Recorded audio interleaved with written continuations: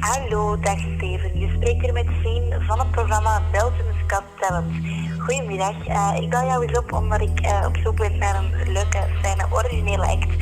En ik had eigenlijk graag via jou contact gehad met MC Vorre. Hij heeft namelijk de finale ondertussen de voorronde gewonnen van de Poetry Slam. Maar mijn Engels is heel slecht.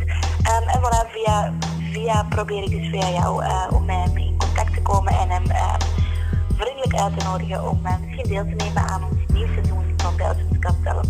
Je mag me altijd terugbellen op dit nummer of anders dan bel ik jou nog wel een keertje terug. Hartelijk dank. Hopelijk tot binnenkort. Dag. To call back the sender of the message, press 5. To delete, press 1. To save... 1